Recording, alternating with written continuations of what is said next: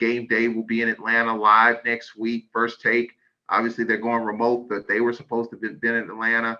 So I mean, it's really building up pretty good, and that's a good thing. That's what you want to see, the notoriety for the SWAC as well as the MEAC. So I'm really excited about it, looking forward to it, and looking forward to many more SWAC MEAC challenges, regardless of who's in it.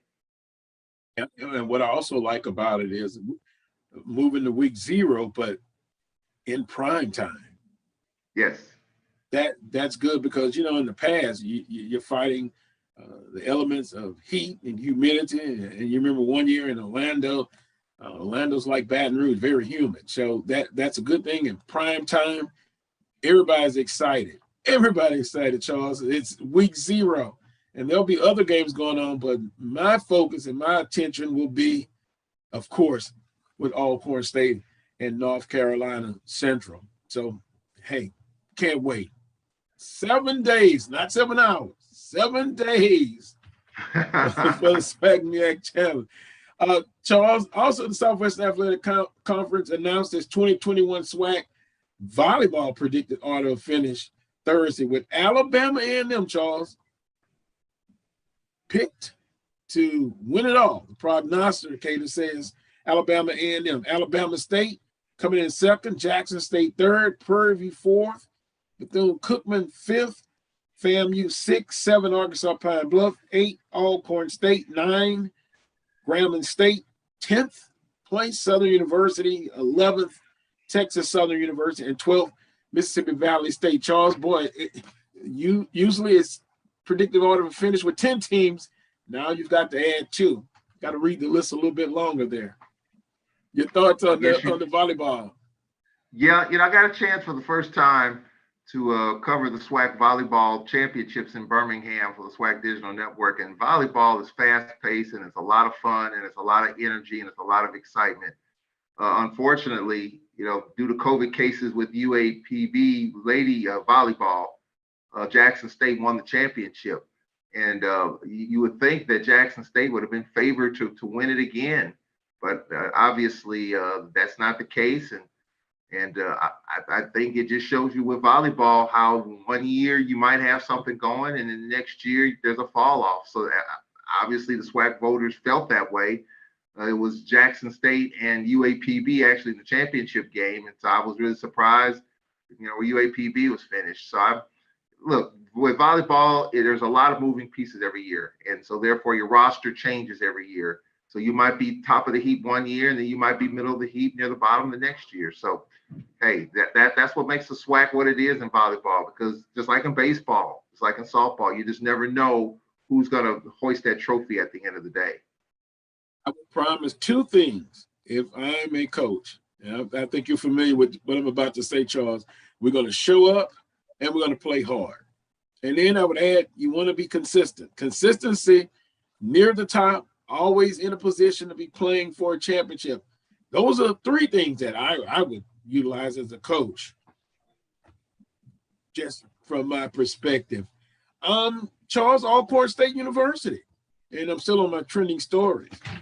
Well, they've hired a new baseball coach, Reginald Williams, a Southern University background with Coach Kadar, minor league experience. He's done a little bit of everything, Charles, on paper. This seems to be a good hire. What are your thoughts about it? Reading his bio yesterday and the day before, I mean, he's got a good pedigree, got major league experience, major league contacts. So that's a good thing on the other side of it.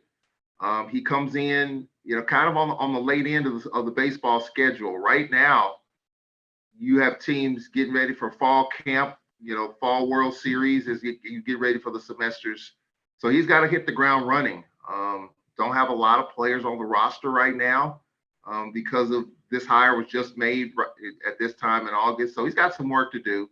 But I feel confident just based on his pedigree, based on what he has done, that he'll be able to come in here and build this thing block by block. I mean, we all know Braves baseball has a great following. There's a lot of passion with the fan base of baseball. We won this thing in 2010. So we can do it. It's just a matter of coach coming in, hitting the ground running, and and making it happen. And I think he will, just based on his background. Build, you said a key word, build. They're going to build a program, and it takes some time. So I want the Alcorn Braves Nation to have some patience. But a great baseball history, Rat McGowan, boy, and I miss Rat, and last time we talked, it really wasn't about baseball.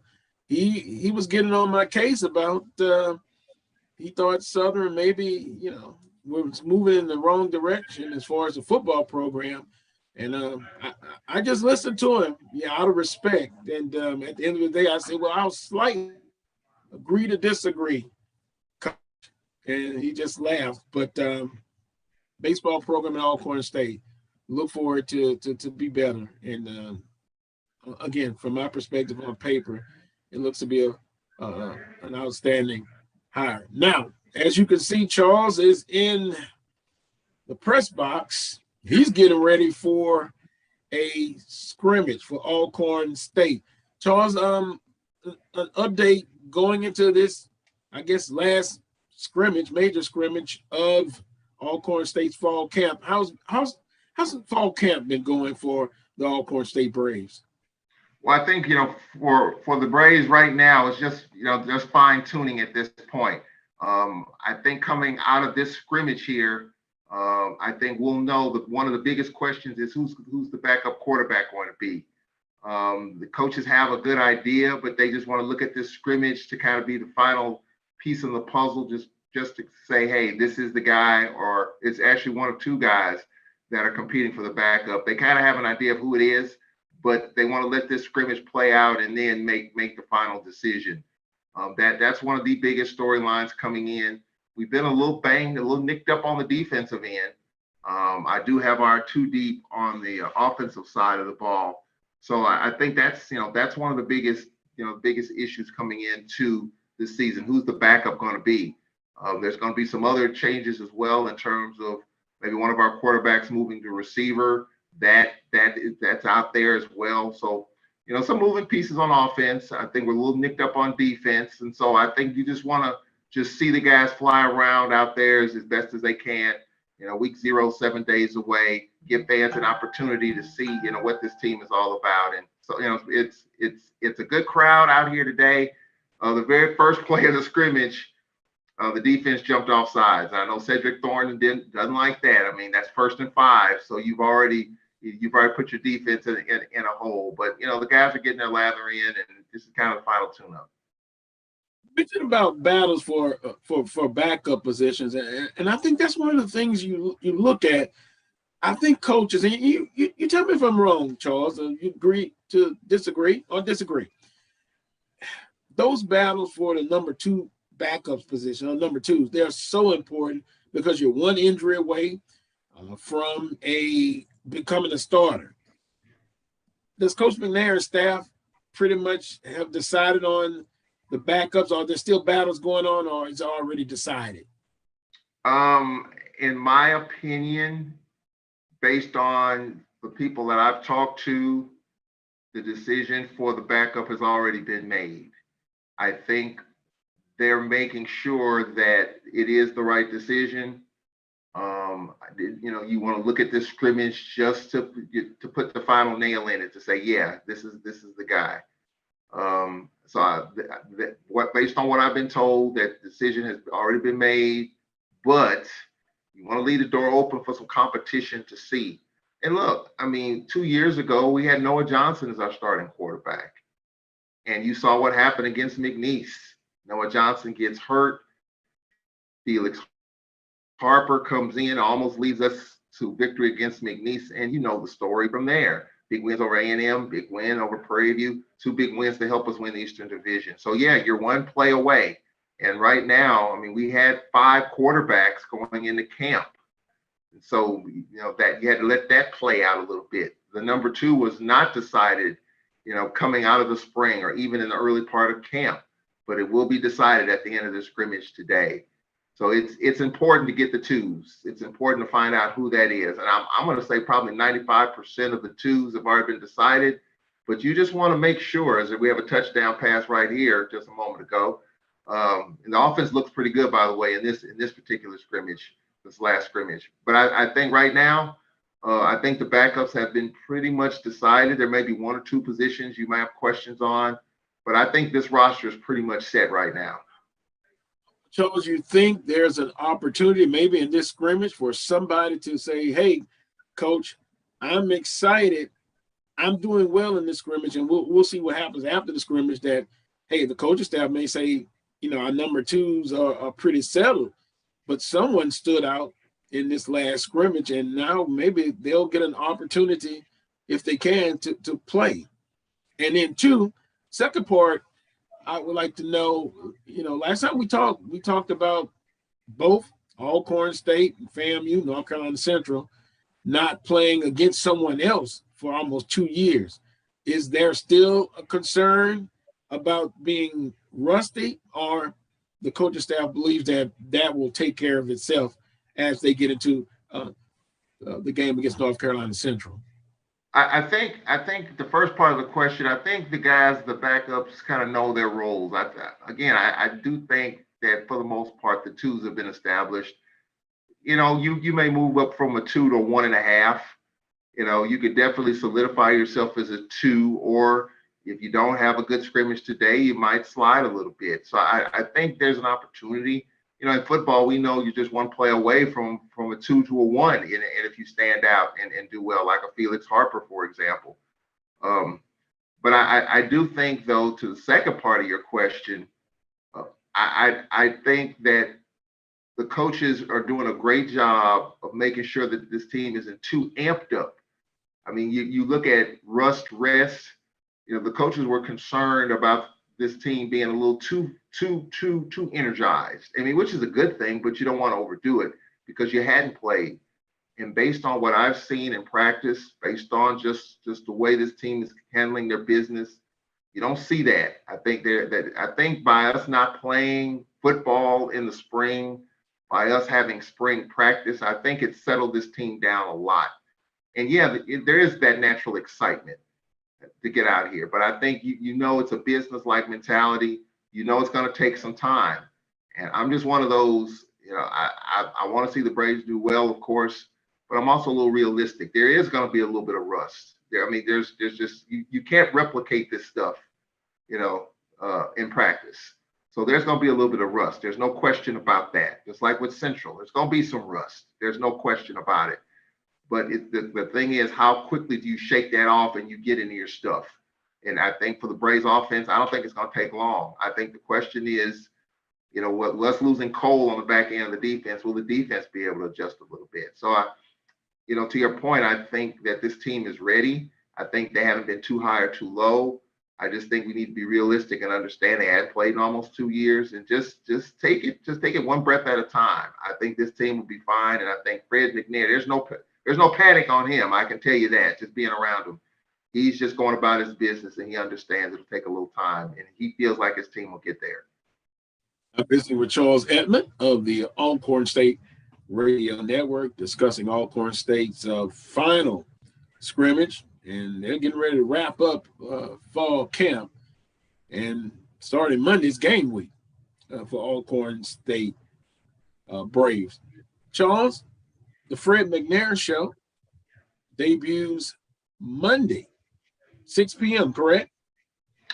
Monday at 6 o'clock. It'll be on the Braves Sports Network, and it will be streamed on the Black College Sports Network on my Facebook page, and it'll be something new, Carlos, and I thank you for it because you helped push me into the age of the video streaming.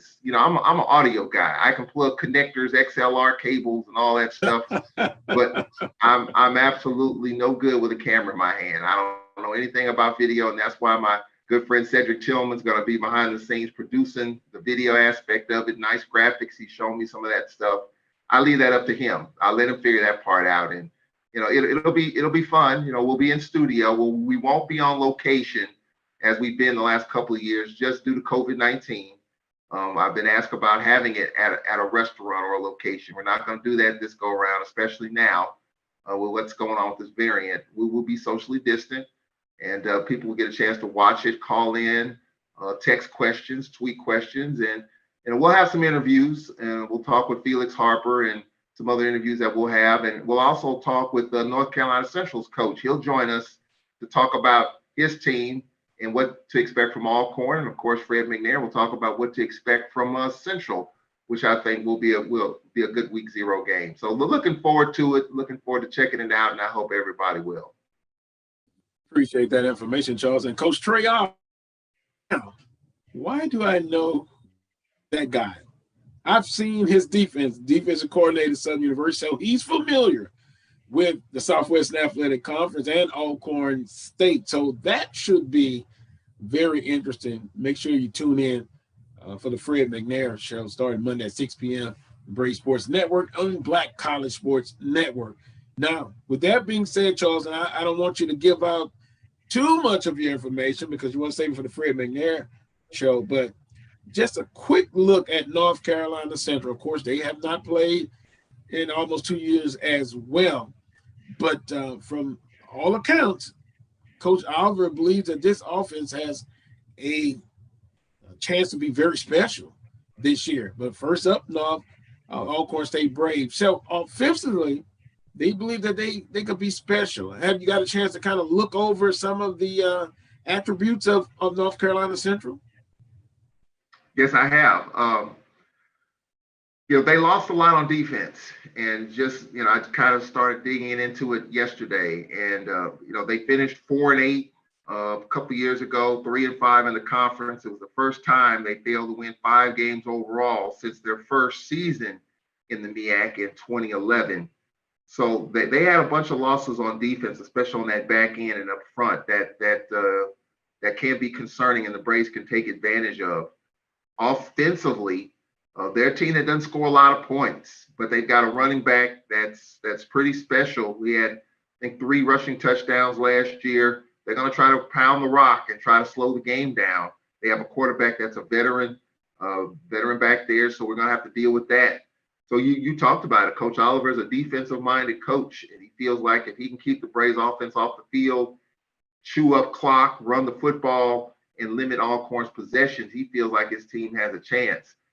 I think for me, the Braves are going to have to start fast. And I know that's hard to say considering you hadn't played in a couple of years. Central hadn't played in that long either. But I think if the Braves, get off to a quick start, put 2 or 3 touchdowns up, I think that will be the formula for winning this football game. But if they let Central hang around, let them get confident, then it could be dicey in Atlanta. So I'm looking forward to it. I mean, we hadn't played in 2 years. Central hasn't either.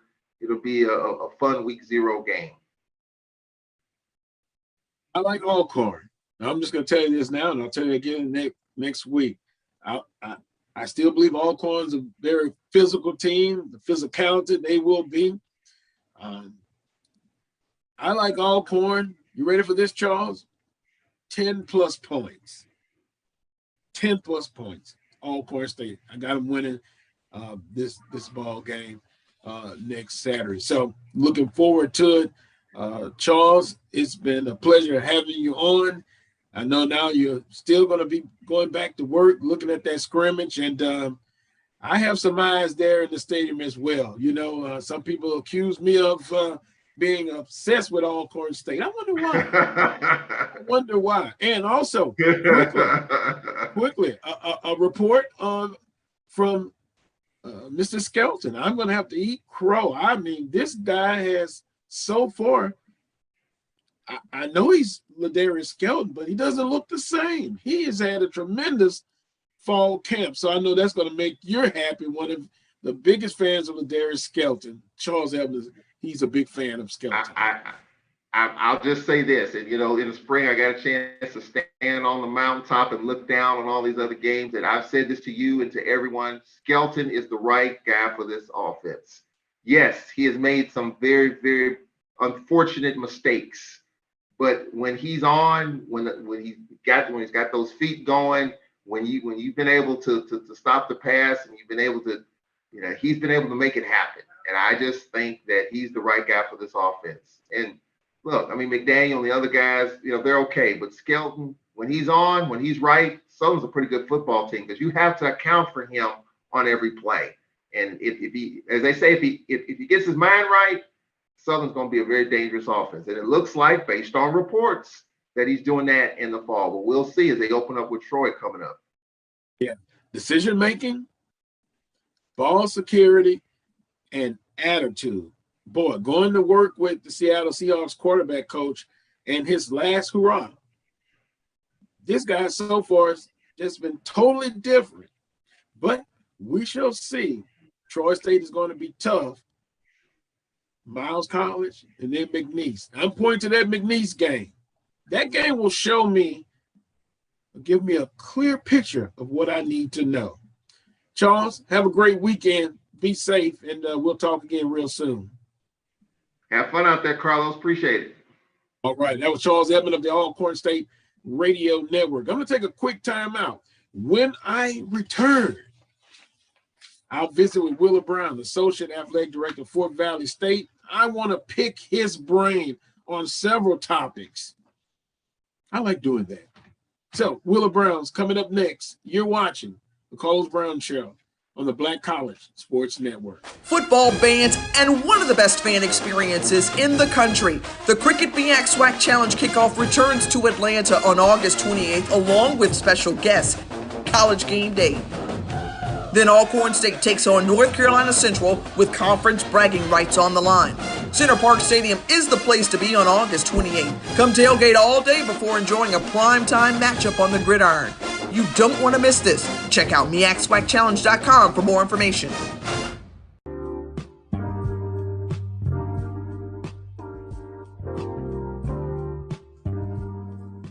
This is the BCSN Pod Zone, your place for the news, views, and conversations about all things related to HBCU athletics. Here are the BCSN SportsWrap, Dr. Cavill's Inside the HBCU Sports Lab, Knights of the Round Table, the pregame show, the Carlos Brown Show, the ONG, Strike Zone, and more in one place.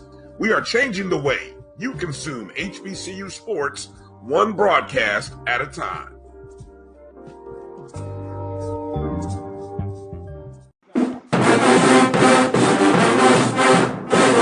Yes, that sound means it's time once again for the 36th annual Labor Day Classic. Featuring the Prairie View A&M Panthers versus your Texas Southern Tigers for the Battle of the Lone Star State on Saturday, September 4th. Kickoff, 7 p.m. at BBVA Stadium.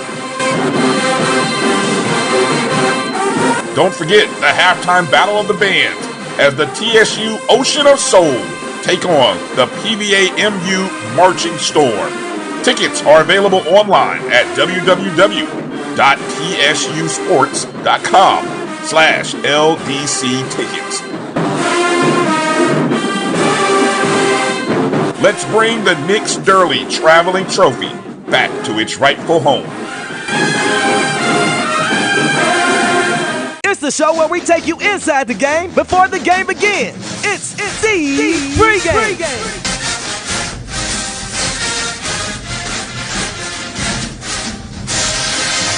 With your host, Charles Bishop and Neely. So get ready because we pregame harder than the other show's party. It's the pregame.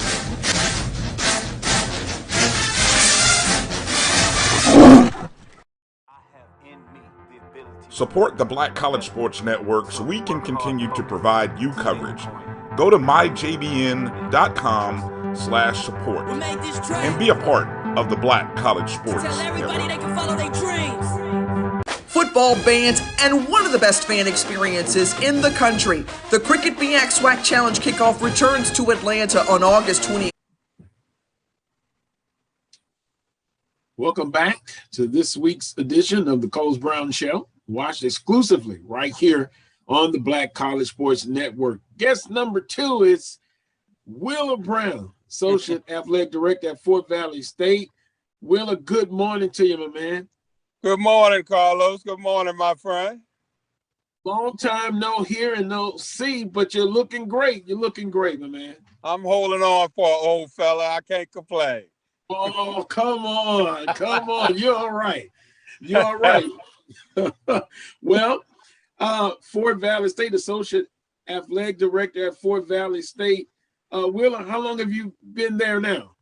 It'll be 3 years the first week of next month. Wow, 3 years. Yeah, and goes fast. It does. It really does. Didn't think that I would still be here, but I am, and making the best of the way things turn out. Yes, that's what you have to do. Keep on pushing, keep on grinding, as they say, and that's right. And good things will always happen to you. Fort Valley State football right now picked pretty high in the SIAC, and my understanding they're scrimmaging right now. Yes, we're in our second. We're having our second scrimmage today, and we open up on September 5th against Tuskegee in the Tuskegee Airmen Classic in Montgomery, and so we're getting ready for that. That's going to be a big test for us. We feel pretty good about where we are and feel pretty good about the state of the program. We hired a new coach last year, and Maurice Flowers, and he's really done a lot of positive things in terms of helping to turn the culture around, things of that nature. This spring, we played 2 games this past spring, and it allowed us to see some things and be able to make some judgments. And I feel really good about where we are. I feel really good about his assistant coaches, and I think we're a sleeping giant here at Fort Valley. We're getting some things done, Carlos, from a facilities point of view. We just got our track done, and we're getting turf put down on the stadium field. And once that's complete, we'll probably have some of the best facilities in the SIAC. So we're definitely putting it all together. And hopefully this year we can start to see the beginnings of something great. Yeah, that's outstanding, because facilities only help build the culture, and of course Fort Valley State has a history.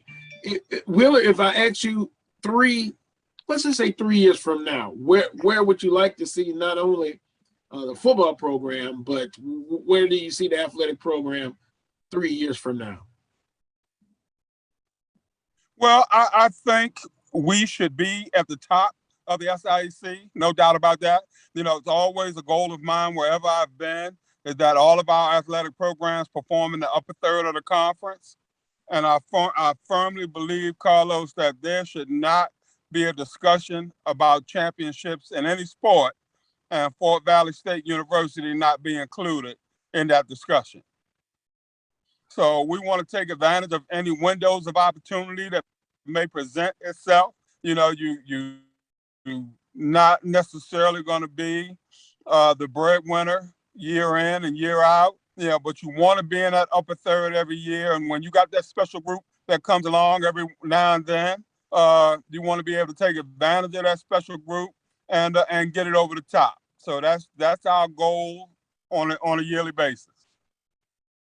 Wheeler, you have not changed. You remember the discussions we had when you were at Jackson State, and I believe you thought I was pretty tough because expectations. I always thought that you compete for a championship every year. Now, reality says, Wheeler, that may not happen all the time. But what you just said of being in that third, being in the top for discussion, in play every year, you have been consistent, and you still are consistent with that same strategy.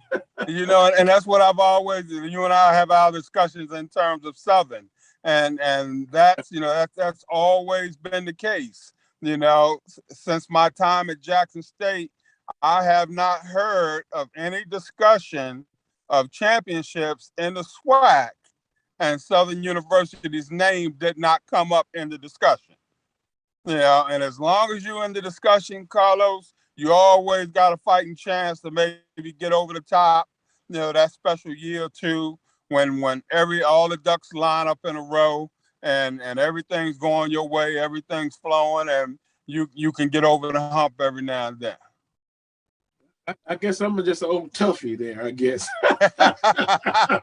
But I have to be realistic.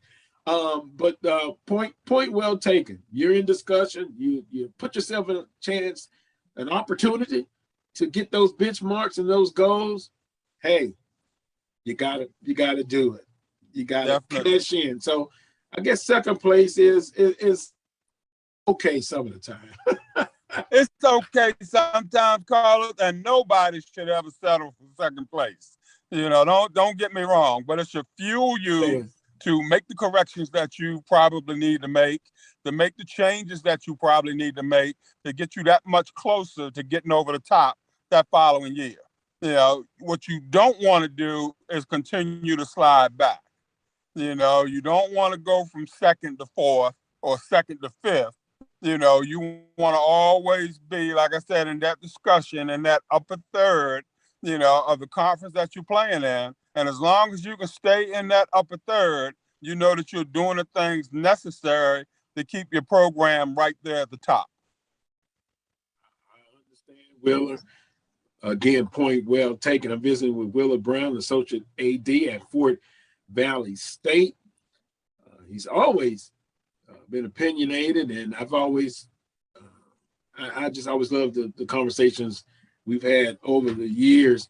And now I'm going to ask you to take off your Fort Valley State Associate AD hat and now put on the Black College Sports hat. A fan, an alumnus of a Black college. And now we're going to talk about SWAC expansion. I'm sure you've been looking with your eyes at what has been going on in the Southwestern Athletic Conference. What are your thoughts of the Southwestern Athletic Conference and the expansion that has happened now with FAMU and Bethune-Cookman coming into the conference? Well, I think the SWAC has definitely taken advantage of the opportunities that have presented itself in terms of adding two quality institutions. No doubt about that. And, the SWAC is really on an upward trajectory right now. And hopefully they'll do the things that is necessary in order to stay there. But I will say this, Carlos, nobody better sleep on Bethune. I'm not a soothsayer or anything such as that. And I hear all the smack from Jackson State and FAMU and all these others, Alabama State and A&M naturally, but folk better not sleep on Bethune. Bethune got a way of creeping up and biting you in the butt, right at the most inopportune time. So, but, I'm really loving, what the SWAC has and continues to become. And, hopefully they'll be able to take full advantage of the opportunities that presents themselves and continue to grow and become bigger and better than they are. Well, for the record, and it's on record, I have Bethune-Cookman, and I'll use that term sleeper. Football-wise, athletic program, the basketball, baseball, not only football, they have really done well. And from a football standpoint, the physicality, they're very physical. I remember watching them against Jackson State in the SWAC MEAC Challenge a few years back. So I would agree with you. They're my sleeper, and very well, if things fall a certain way, they'll have that opportunity. They can go any way, no doubt. Speaking of Bethune-Cookman and being a former member of the Mid-Eastern Athletic Conference, what do you think the future holds for the Mid-Eastern Athletic Conference going forward? Well, I think there are a couple of directions that maybe they might look to go in. Number one, they really have to increase the membership. There's no doubt about that. So the question is, who do you go after? who can you entice, who can you convince that the MEAC is the way to go that is currently on the FCS level. Yeah, and I think you pretty much got to start there. And I say that, Carlos, because the fees that are associated with moving from Division II to Division I is just astronomical. Yes. And, you know, if the MEAC doesn't have the funding in place to help some of these D2s that they may want to transfer over to D1 to help them make that jump, yeah, I don't see a D2 right now in the MEAC footprint that financially is ready to take that jump. You know, I hear folk talk about Bowie State, and I hear them talk about Virginia State, that sort of thing.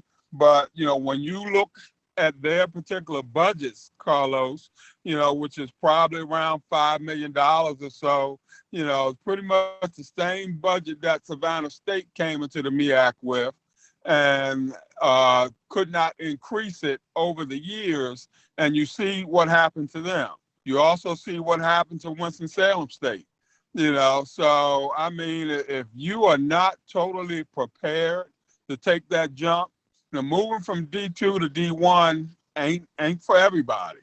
And, you know, if you don't have that plan in place and, you know, you don't have the wherewithal to be able to not only increase that budget on a yearly basis, but sustain it, you know, then it's going to be some problems when you look at infrastructure-wise, in terms of the number of administrators that you're going to have to add, you know, to your program, in terms of the number of scholarships that you're going to have to add to your program, in terms of the, you know, travel expenses and all the things of that nature.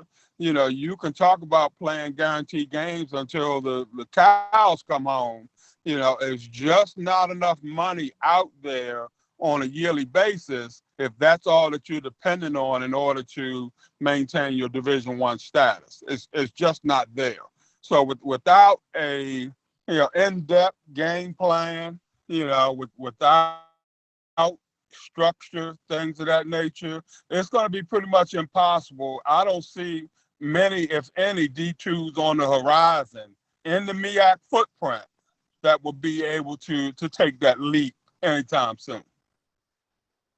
So, Wheeler, if you were consulting the Mid-Eastern Athletic Conference for a round, it's best to try to what you have and then narrow it down to trying to bring in at least two more institutions. But you know, that's how I would look, Carlos. And you know, and with the MEAC being where it is, you know, it's probably going to mean that, you know, you're going to look at trying to entice a PWI or two into your conference. And, you know, we all know how difficult that is going to be in and of itself, you know, because they're going to ask themselves, well, what's the value of us moving to, you know, an all HBCU conference? What's going to be the value?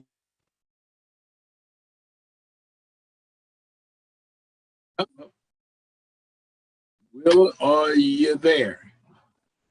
Well, what we will do, we'll see if we can come back in. If not, we'll take a timeout. That's what we'll do. Quick timeout. You're watching the Coles Brown Show on the Black College Sports Network. I'll be right back.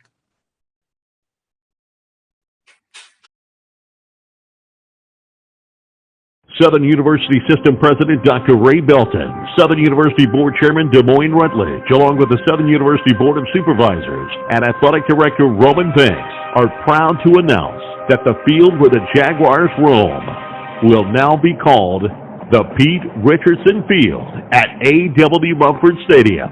Congratulations, Coach Pete, from the entire Southern University family for a job well done. Go Jags.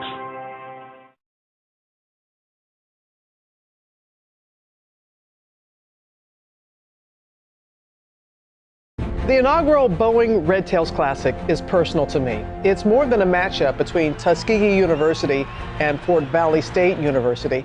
My beloved father, Colonel Lawrence E. Roberts, was a proud member of the Tuskegee Airmen. 922 brave pilots, also known as the Red Tails, fought in World War II. The Boeing Red Tails Classic is more than a celebration of HBCUs. It's a reminder of the Tuskegee Airmen's valor and sacrifice, the first class of black fighter pilots who trained at Tuskegee Institute in Alabama during the height of Jim Crow, fighting for America, while in many ways, America fought right back against them. This inaugural Boeing Red Tails Classic, this football game, is for them. And it's quite special that this game, which will be played at the Crampton Bowl in Montgomery, Alabama, opens the 2021 college football season on Sunday, September 5th at 7 p.m. Eastern on ESPNU. When you watch this game, please remember its larger meaning, that it's for a group who advocated for themselves while still facing prejudice and discrimination in the segregated Army. The Tuskegee Airmen story hardly gets told enough. I, proud daughter of a Tuskegee Airman, join others who champion their legacy and how they influence generations of black cultural and political leaders.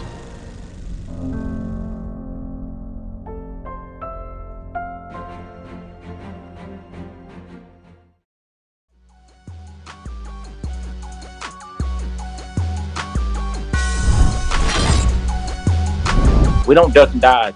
Ain't no Edward Waters on my schedule. Ain't no Edward Waters on my schedule. Ain't no Edward Waters on my schedule. Ain't no Edward Waters on my schedule. Ain't no Edward Waters on my schedule. Just saying. What that Coach made on, we're gonna let you have the last word in terms of Alabama A&M fans. But anything that you want to share with the viewers, any last thoughts you want to share? Did I want to share? Yeah. Oh, go Bulldogs! Hey, baby, y'all tune in ESPN this week, and we're gonna try to make you proud and give you a good show, offensive, defensive, special teams, and represent the way the Bulldogs represent.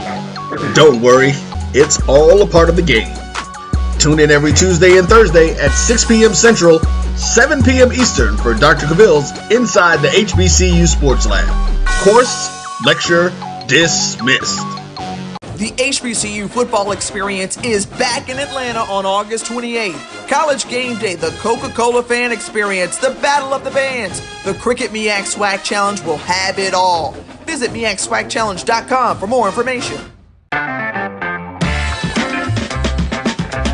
Your ad could be ran here. MyJBN.com/support. MyJBN.com/support for more information. Texas Southern takes on Prairie View A&M for the Nix Durley Traveling Trophy and the Labor Day Classic on September 4th. Tickets available online at tsusports.com/LBC tickets. Let's get back to strolling instead of scrolling. Before we can safely come together, we need the facts on COVID-19 vaccines. Visit GetVaccineAnswers.org so you can make an informed decision for yourself and for your fam. The inaugural Boeing Red Tails.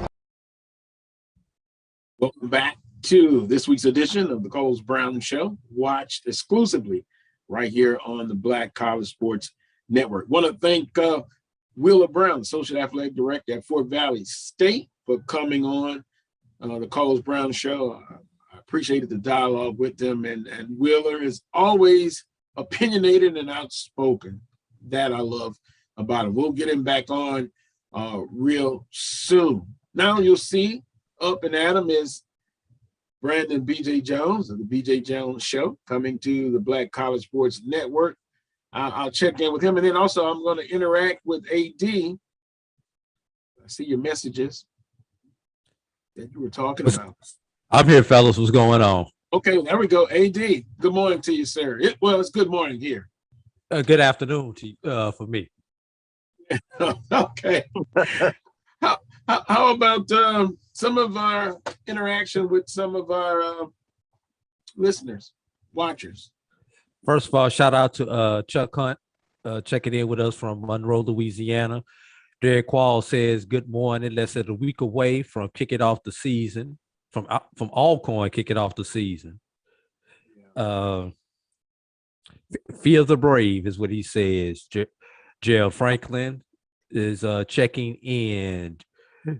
Jameer L. Scott told Chuck Charles Edmond good morning. And so we've got a lot of comments. Michael Cavalier checking in with us this morning. Chris Montgomery, Tony Franklin, Jameer Scott, Edwin Smith, Willard B. Sims. So we got a whole host of people out there listening. But the one comment that I wanted to bring out was Chuck Hunt replied to the promo that we ran before the show about North Carolina A&T, the greatest homecoming on earth, and the fact that they're playing Monmouth for homecoming. And on a previous edition of the BCSN SportsWrap, just spontaneous, I said, hey, Monmouth, please leave your band at home. Save the embarrassment. Leave the band at home. And of course, I had to throw in about 2 cents and said, no one wants to hear Flight of the Bumblebee for homecoming. So just go watch the promo. It's a hilarious promo. Yeah, I'm about to check it out. Flight of the Bumblebee, unbelievable. BJ, I don't know if you can say anything else about that one. No, that's not my field of expertise right there. Football, band, I've done a little bit of everything. I know you got to entertain. There's a battle going on the field, but there's also a battle going on in the stands. Yes. It's wartime, as Southern University's former band director would say. It's wartime.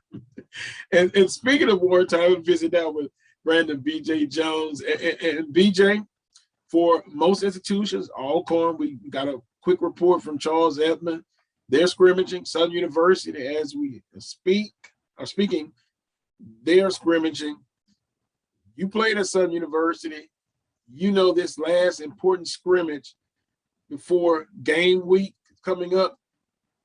Give us your insight, your perspective on where the players are at as far as that last major scrimmage of fall camp. Mentally, you want to make sure that you're locked in. This is a scrimmage where you want to get everything running close to 100%. You want to be, tip top with everything. Your assignments, if you're linebackers, your drops, your reads. If you're secondary, being tight in our coverage, making sure that everyone is where they're supposed to be. For the offensive line, really clicking and learning together. This is when you really want to see that cohesiveness really start to take part and really be able to show that. Because it's the last one before everything is live. And one thing about college football, there's no preseason. There's no that. So, the next time you get a chance to do it, man, it starts to count and determines if your season is a success or not. So this is the one that you take really, really, really, really serious. And speaking of seriously, okay, the NFL now, they've cut their preseason schedule down, correct? High schools, in Louisiana, I can speak on that. They had a scrimmage last night. Then they have a jamboree. So it's kind of a rehearsal. Why doesn't college? Have you ever thought about that? Like, couldn't they get at least one preseason game, or is that just way off base? You could never see that happening, BJ. I don't know. We've seen FAMU do it here recently with West Florida, University of West Florida, and just kind of like a joint practice type of deal. I know the players like it because it gives you opportunity to compete against someone else other than your teammates. This is the thing about practice. Once you've seen the same plays, you can know the formation. You know when this guy goes in motion and this happens, this is coming. So you can kind of cheat a little bit. You know what I mean? So you can make a spectacular play because you knew what the play that was coming. And realistically, you're not getting any better when you do that. That takes that away if you bring in another team I would love to see, like at the NFL level, joint practices. I doubt if you'll see scrimmages on the college level.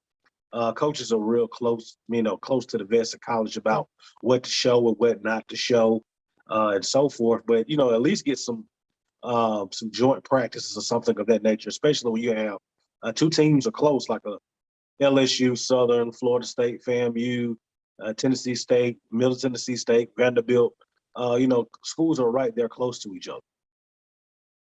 No, you don't see a preseason game. Oh no, against another opponent. Well, nah. To me, that would be neat though. Yeah. But I could settle for joint practices. Yeah. And I still think you'll be basic. You won't show a whole lot. Yeah. But I just wanted to throw that out. I've always wondered why everyone else has a rehearsal until the beginning of the season. So I just threw that one out. We'll put that in the category of no, that won't ever happen anytime soon. But also anytime soon, future MEAC SWAC challenges schedule. I know you saw the information that came out from John Grant. Going to be some interesting battles coming up in the next few years. And one team, Southern, has kind of committed to 2025, but we don't know the opponent yet. I got one in mind, but talk about that, BJ. Oh man, it was nice to see the matchups. John Grant dropped that with Keisha Kelly the other night, and man, if you look at the matchups from fan support and interest, it's perfect for the Atlanta area. Each of the games features teams that has big alumni bases in the Atlanta area. Whether you have this year with Alcorn and North Carolina Central, next year with Alabama State, with them being so close to the Atlanta area, literally 2 hours down 85, and they have a host of Hornets here in the Atlanta metro area. And then right after that, Florida A&M. You talk about a big alumni base. FAMU, one of the biggest. And have them. I love the matchups. They're intriguing, and I think that it's going to be overall a good look for both conferences. I would agree, and just remembering FAMU and Southern playing in the Atlanta Classic years past, they've had some great matchups. As far as Southern University, put your thinking hat on. Okay. The MEAC has limited members. Who could you see Southern University in 2025 tangling with out of the Mid-Eastern Athletic Conference? Howard. I didn't think about Howard, but I know they're going to be participating recently. I thought about another team, but that's intriguing, BJ. Howard. It's some history. You should think about Norfolk or South Carolina State? Well, actually, no. Norfolk State, what's in 2024, right? So I don't think they're going to come back the next year. It's just that one team that I don't believe they've ever participated in. Morgan State. Yeah. But now, I could be totally wrong. I could see the Howard. There's some history there. I remember in the Heritage Bowl. Wow, what a disappointment. Yeah. Ted White from Glen Oaks and Baton Rouge and Howard. Yeah, Marcus Jacoby. Southern and South Carolina State, BJ, a lot of history. Boy, a lot of history playing. SWAC MEAC Challenge on a Sunday in Baton Rouge. So, I just came up with Morgan State, but it's going to be one of the teams. I wouldn't mind seeing Howard. I don't think Howard has played in the MEAC SWAC Challenge yet. Neither has Morgan. And I know if you're a Southern fan, that last time that we saw Howard didn't go the way that Jaguar faithful would want it to go. And the Howard people remind us of that. Still to this day, that game has been 20 years ago, and we still get reminded of that game. So yes, for me, personal reasons, I would like to be Howard. I would like to finally kind of put the zips on that one. Well, I think you kind of convinced me. I can see that point now, but we know in 2025 they're going to be there. And before North Carolina A&T left the Mid-Eastern Athletic Conference, there was a conversation. And I talked to Dr. Scott kind of some informal, off the record discussions. That would have been an excellent matchup as well. But Norfolk State and FAMU is definitely going to be a good matchup. So I asked my last guest, Willa Brown, about the Mid-Eastern Athletic Conference.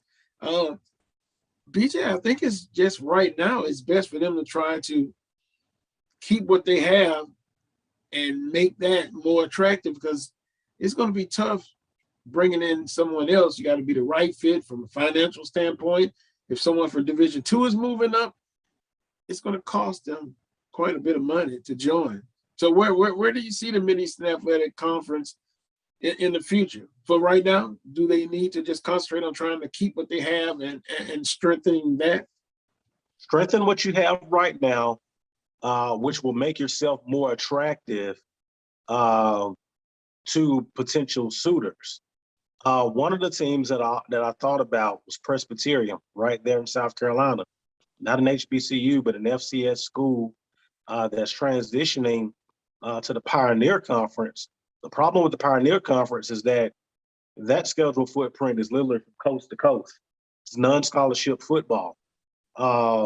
You eliminate their travel overnight by inviting them. They don't have to go to San Diego and Dayton, Ohio, and down to DeLand, Florida, and some of these other places that they have to go. And I will also kind of keep an eye on Virginia State, because I know there has been some rumblings about Virginia State potentially wanting to make that move.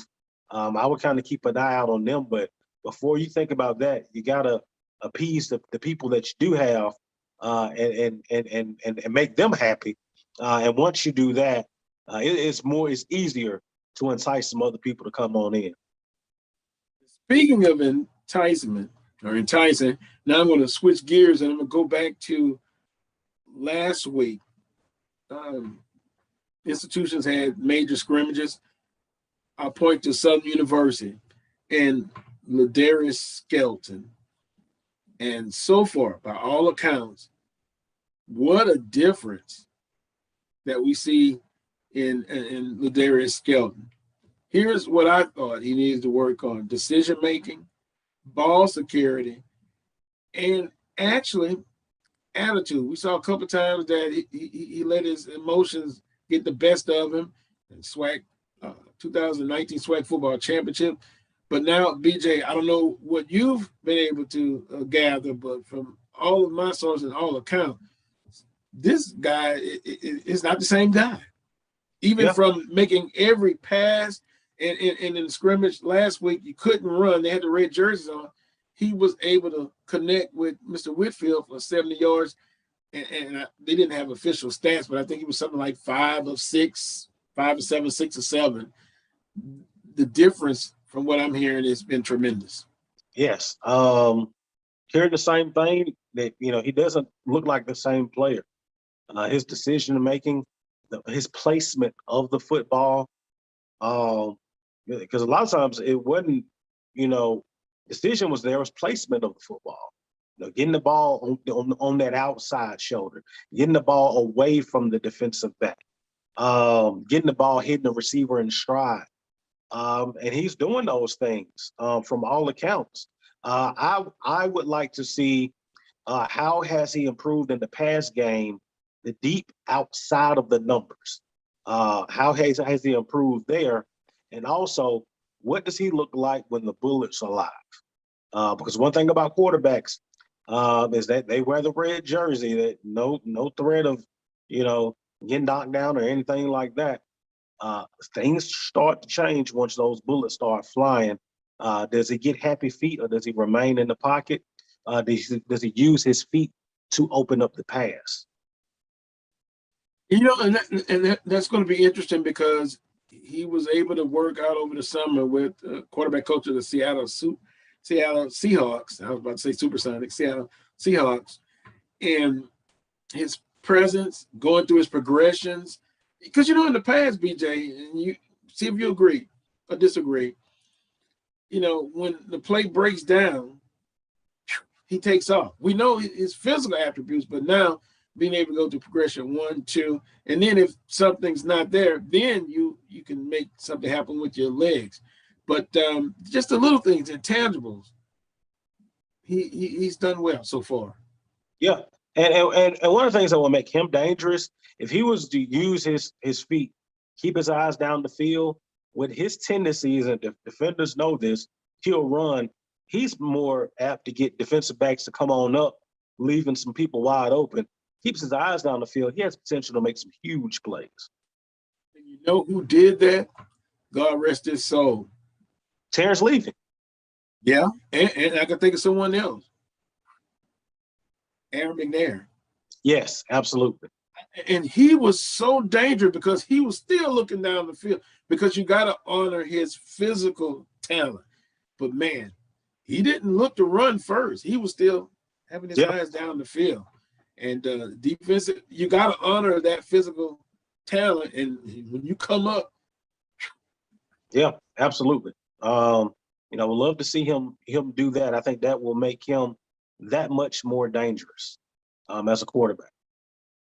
Well, the offense had the better of it in last Saturday's scrimmage, and from all accounts, the defense responded during practice. Talk a little bit about that. You played on the defensive side. If you have 2 scrimmages, major scrimmage, and 1 scrimmage, say the offense, they got you. Mm-hmm. How do you respond from the coach's perspective, what they relate to the players? You want to see the defense respond today like the offense did last week. Absolutely. Our goal is as the defense to dominate. It doesn't matter who we're playing up against. That meant our own guys as well. So anytime the offense got the best of you, you want to make sure that you responded, correct the things that you needed to correct, but dominate. And being dominant starts at practice. It starts in the individual drills. It starts in the conditioning. It starts, really when no one's watching, and really making sure that you're competitive. Did they get the best of us? Did we hang our heads, or did we compete? And that's the biggest thing that you want to see with these scrimmages. But our goal to dog day defense dominate anybody who came across us. This is with Brandon and BJ Jones of the BJ Jones Show, coming here on the Black College Sports Network. So after the scrimmage, of course, Southern has Fan Day, and also the volleyball team, the other fall sports teams will be there. Take us back. You were at that moment.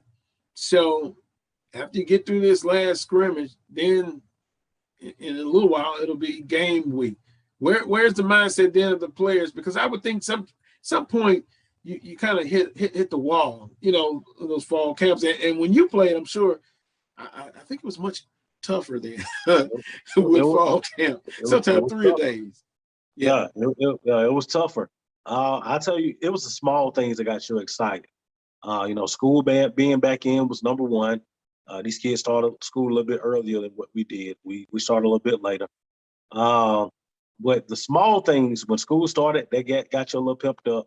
And when the decals went on the helmets, man, you'd have thought that, someone just won $1 million. Because once the decals went on the helmets, they let you know it was game time. Once those decals went on, you went excited, and then transitioning from camp to game prep. Now we're running up against the scout team and what our opponents are learning. Now what we learn in camp, we're keying in. This is what we're doing this week. This is what we're doing this week. This is the wrinkle that we're adding. These are the players and the plays that we're keying on. You're just excited because the whole spring, the whole summer has just been you against you. But now to actually be able to prepare for someone, oh man, it's exciting. Speaking of exciting, have you got a chance to see your alma mater's new uniforms? They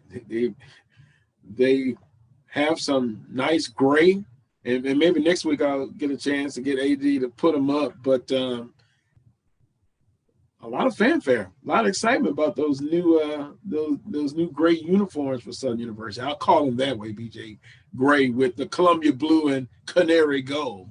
Yeah, I like them. And I've always been I like that the stripes are back on the sleeves. I felt like since we added the stripes to the sleeves back in 2000, really 2003, end of 2003, I felt like those stripes on the sleeves have been a staple. I felt like they should always be there.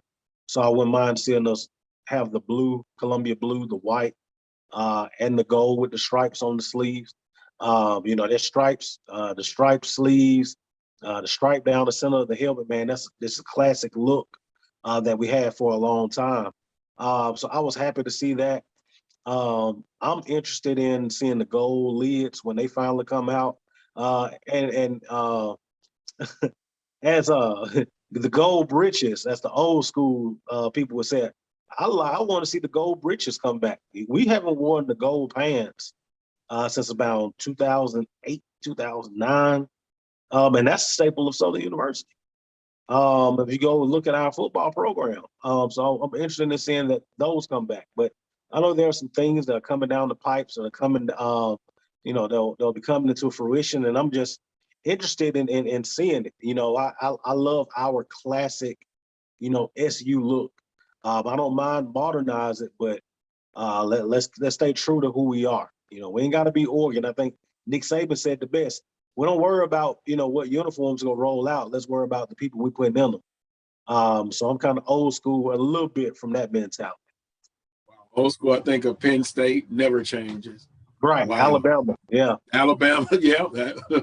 That's another one. And even that Columbia blue, I'm trying to see, I can see an all gold with the new gold helmets that they're going to get and have on the all gold. Then I can even see, I guess I like flashy colors, I guess. My better half always tells me that. That those Columbia blue helmets, Columbia blue shirts, and Columbia blue pants. Would that be too much Columbia blue for you, BJ? I would like to see us settle on one helmet. Either go back to the golds or go back to the whites. Wouldn't mind still a Columbia blue mock-up to kind of see what that'll look like. I like the golds, man. Add the stripes down the middle, and there you go.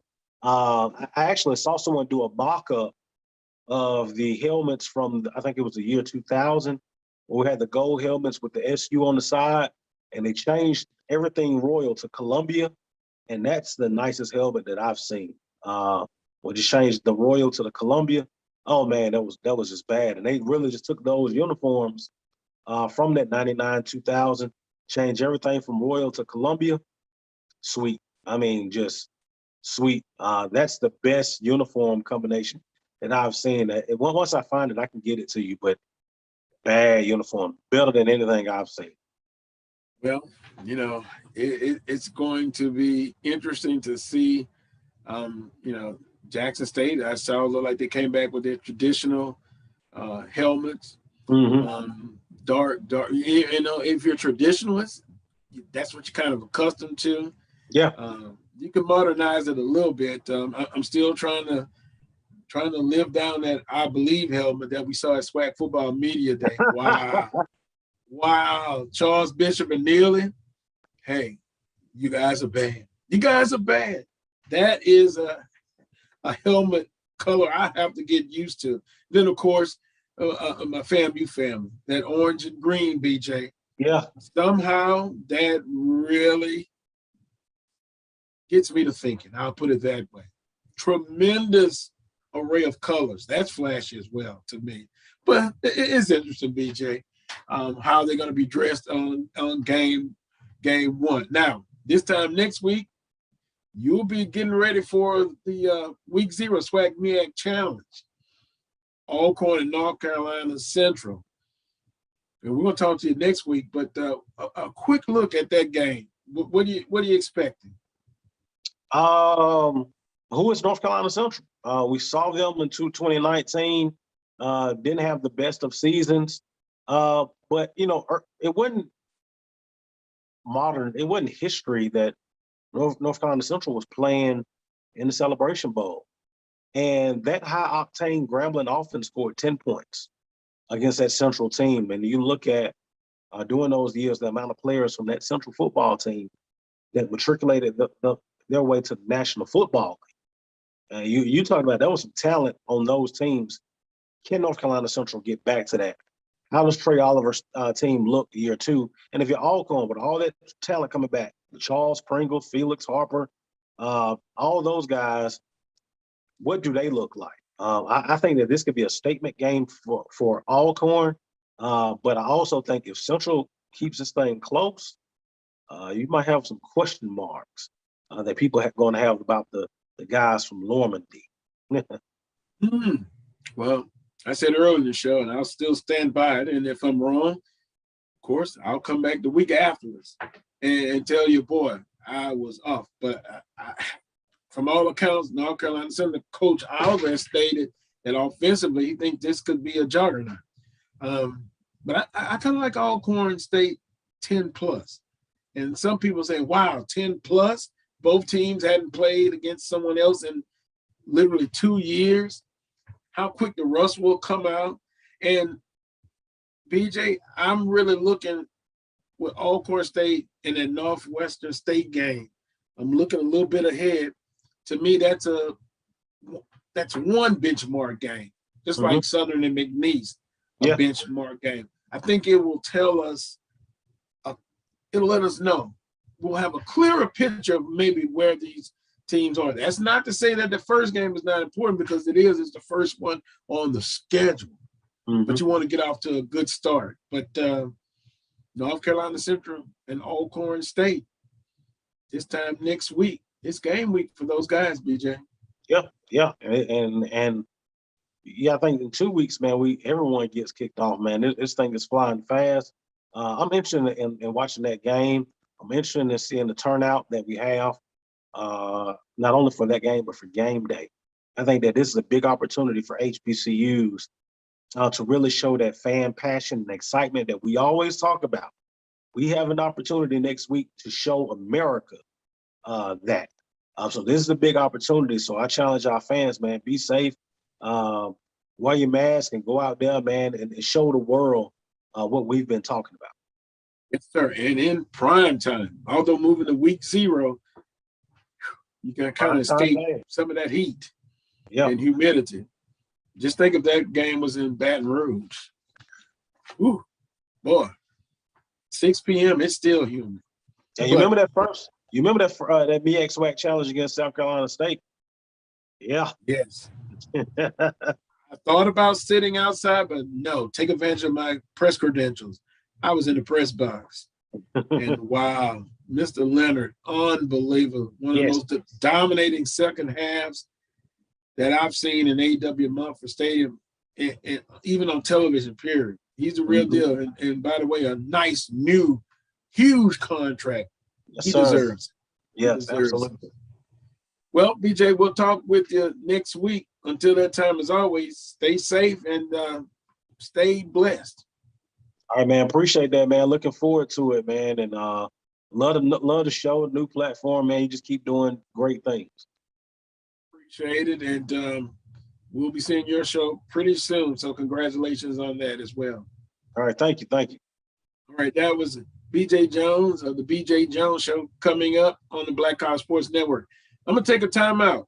My next guest is ready. I'm going to switch gears. And I'm going to talk with Rod Walker of the New Orleans Advocate, one of the coolest guys in journalism. He never gets excited. I'll see if I can get him excited. We'll be talking some New Orleans Saints up next. You're watching the Coles Brown Show on the Black College Sports Network.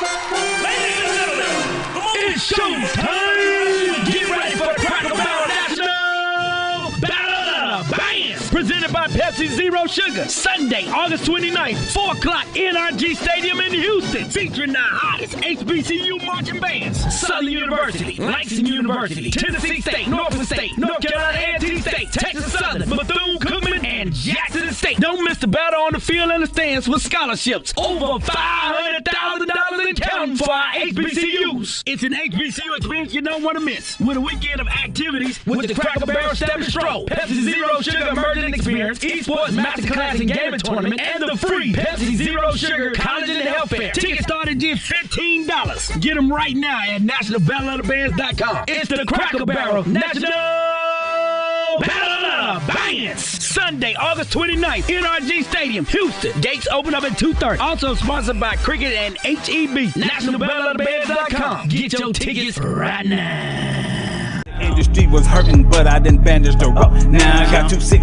with it. Now we done found us. Here comes Monmouth. Now they come in at North Carolina A&T for homecoming. Advice to Monmouth for homecoming at You're giving A&T. advice to Monmouth? Leave the band at home. You can just get the whole 20 minutes to A&T. With my powers and knocking the pitches down. Trying to teach you business first and put your pitches down. Yeah. Major.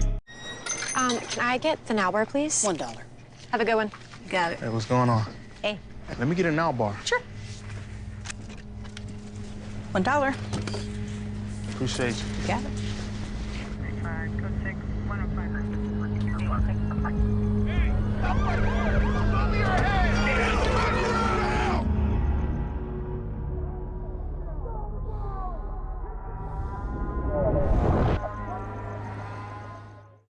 Football bands, and one of the best fan experiences in the country. The Cricket BX SWAC Challenge kickoff returns to Atlanta on August 28th, along with special guests, College Game Day.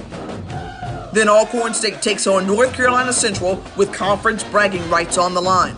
Center Park Stadium is the place to be on August 28th. Come tailgate all day before enjoying a primetime matchup on the gridiron. You don't want to miss this. Check out MEACSWACChallenge.com for more information. Let's get back to getting ticks instead of watching flicks. Before we can safely get out there, we need the facts on COVID-19 vaccines. Visit GetVaccineAnswers.org so you can make an informed decision for yourself and for your crew.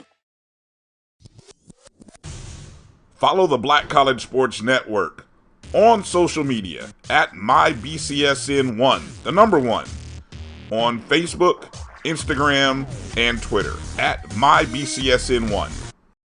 5 seconds. Welcome back to this week's edition of the Coles Brown Show. Watch exclusively right here on the Black College Sports Network. My next guest, wow, it's been a long time seeing him, Rod Walker of the New Orleans Advocate, NOLA.com. Rod, good morning to you. Good morning, man. It's good to be on here and, do this thing face to face instead of just talking over the telephone. So I appreciate you having me on as always. Yes, sir. I appreciate it. And we're going to talk some New Orleans Saints.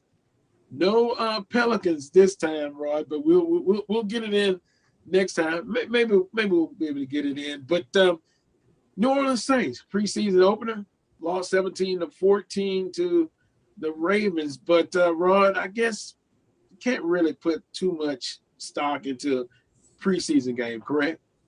Well, I don't think you put much stock into the final score. I mean, you just kind of, you're just trying to see what players can do what. But, we talk about the Ravens. I can't remember the streak is like at 18. They won like 17 or 18 preseason games in a row. So they must be taking it serious or something. I mean, that's pretty incredible, actually. But as far as the Saints, I mean, I don't think people should take, too much stock into what that final score was. You just, evaluating players and seeing who can do what and see who can live up to the hype that, we had some guys who were really good in practice and, maybe they weren't so good in the game. And you had the opposite guys that we didn't even talk about in practice. And all of a sudden in the game, you're like, well, okay, this guy's a little better than I may have thought. So, I mean, that's kind of what you see in these preseason games. I understand. What would be the positives that you took away from the preseason game? I think when you talk about the positives, you got to talk about the defense. I mean, they gave up 17 points total, but they did that despite their offense turning the ball over 6 times. So, I mean, you've turned the ball over that many times, you expect the score to be a lot worse than it was. I thought the defense, especially the linebackers, I think Zach Bond really stood out. And I think the interior of the defensive line, which I thought was going to be a concern this season because, they lost so much you lost Sheldon Rankins and Malcolm Brown and those guys, they held up pretty good on the inside of the defensive line. And the corners, Paulson Adebo is a rookie that they drafted. He played well, and he's gotten better and better as camp's going on. So I think there are a lot of positives, especially on the defensive side. And the offensive side, I mean, it's sort of hard to say because Teron didn't play and Ramczyk didn't play. So, I mean, you're not even playing with your full offensive line. And they obviously had some rough moments with the 6 turnovers.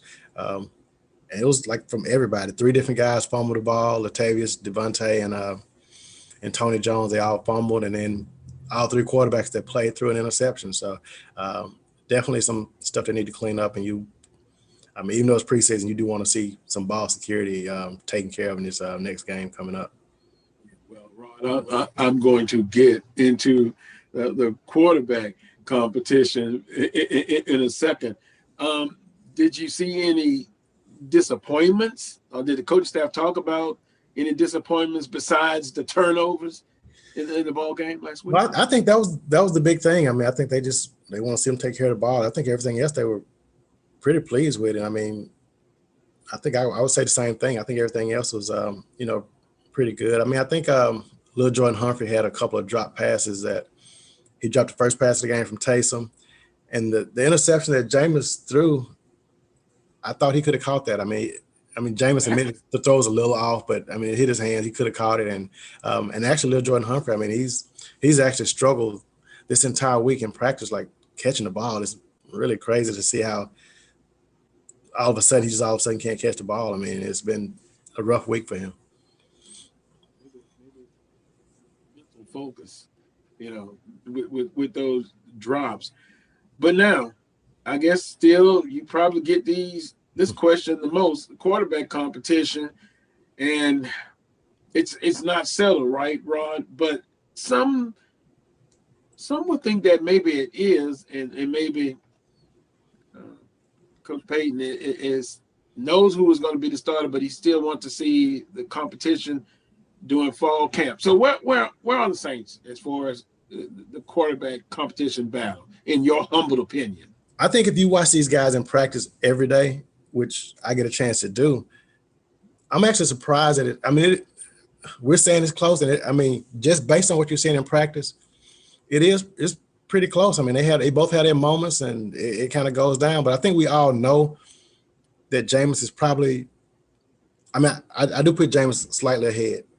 I do too. And I think the part of the problem is, we see these guys in practice. They go through the little drills, and they're only getting like 5 passes. So you're kind of like over analyzing every little pass, so they're not really getting in a rhythm. It's just like not a whole lot of time, I guess, to watch them. It's a small sample size, I guess that's the best way to say it. So that's a part of the problem. And I also think that most of us would have liked to see, because I think most people went into this camp thinking that Jameis was going to win this job. I know I did.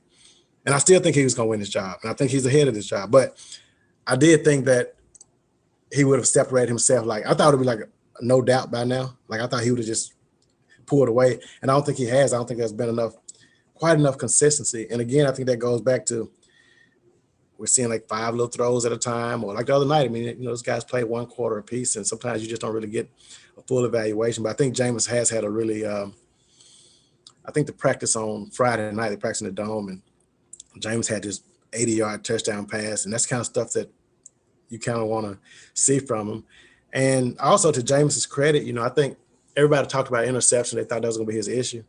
Jameis has gone out of his way to make sure that wasn't an issue this year. He is throwing the ball away. He's not forcing anything. I mean, he's thrown, I think, the only 3 interceptions in the entire camp. And it's because he hadn't been forcing things. I mean, he knows he's making better decisions. A lot of times the fans will see a guy throw the ball away and read, but they just think it's a bad play. But I mean, he's making a smart football play, and that's something he's really focused on. And I think when they play Monday night against the Jaguars, I think there's a chance for Jameis to really separate himself, because Sean has already said he's going to be the starter. Sean's also said that some of the guys who didn't play last week are going to play. He's not going to let Teron and Ramczyk and them go the entire preseason without playing at least 1 game. And, so I think if you get Jameis out there with a full offense, I think he'll get a chance to show what he can do. And to Jameis's credit, he's getting to go against Jacksonville he'll be in the first unit against Jacksonville instead of with the second unit against Baltimore. So I think a lot of things are working in Jameis's favor, and, he just has to take advantage of it. And I would add too, Rod, I too thought it was Jameis Winston's job to win, and the decision making. It sounds like, you know, and he talked about that during the small downtime in the offseason about what he learned from Drew Brees. Just sometimes the little things, and to me, I think that will be the advantage, of course, because he's played in the NFL. I know people bring up the interceptions and what have you, but just that it factor, those are the intangibles. To me, Hill is still raw in that perspective. And again, when you get opposing jersey against opposing defense, I think you have much more to have to game plan against Winston, to me, than Taysom. Yeah, I mean, and Jameis, I'm telling you, man, he makes some throws that are just that there aren't a whole lot of people in the NFL can make. I mean, maybe, you know, Patrick Mahomes and, you know, some of them guys, but I mean, he can sling it, man. So that really helps him out. And back to Taysom, though, I think that Taysom has done in camp is, I think he tries to not take off and run all the time because, first of all, they're not tackling in practice. So, you know, he's just kind of staying in the pocket more. And he's also trying to, you know, dump it off to running backs more and do things that he wasn't good at. And I think that's helped him out some. And even yesterday in practice, I mean, he had some really nice runs where he was able to get outside the pocket and scramble and make something out of nothing. And that helps him. But I think at the end of the day, I mean, if you let Jameis quarterback and I don't know how Taysom's going to be if they try to make him go back to being his Swiss Army knife, as they say.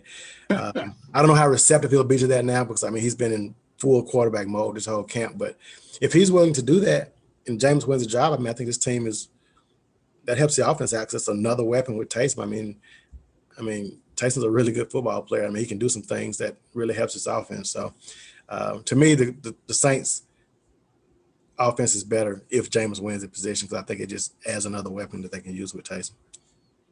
Would agree. I'm visiting with Rod Walker of the New Orleans Advocate here, talking some NFL preseason with the New Orleans Saints. So, with that being said, Rod, any major camp battles remaining, or does the staff kind of know who the backups are going to be? No, I think there's some battles, man. It's interesting. One of the ones that's I probably wouldn't have, you asked me this last week, I would have said running back is pretty settled, but I mean, we know Alvin Kamara is going to be on this team. But I think when you're looking at Latavius Murray, Devontae Freeman, and Tony Jones had a really good game last week, other than that fumble. I mean, you take that fumble out, and we're really talking about Tony Jones. But I don't know if they keep. We know they're keeping Kamara, but I don't think they're keeping all three of those guys. And so I don't know that. I have a roster projection that's coming out tomorrow, and I give you the inside scoop. But I had Latavius and Tony Jones. I didn't have Devontae Freeman.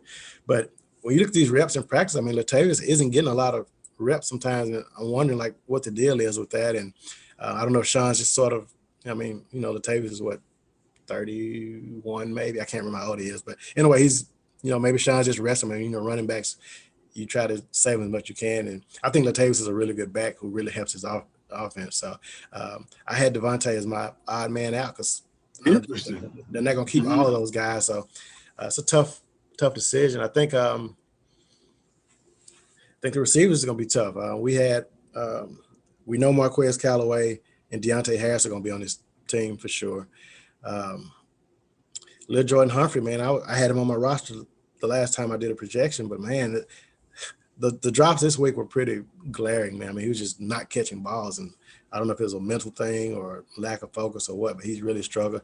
He brought in Kevin White this week, who was a number 7 overall draft pick back in 2015, and he's a guy that's just struggled with injuries. I mean, he couldn't stop staying hurt, but he's looked really good in his first. I guess he's been in practice 3 days now. I got him on my roster now. I mean, I think he can really add something to this offense. And if Traquan came back from an injury, and then he was back out again. He's just kind of been back and forth throughout camp, and obviously we know Michael Thomas hadn't been there. And when he comes back, he's the guy this team really needs, because some of these receivers are just, these are guys.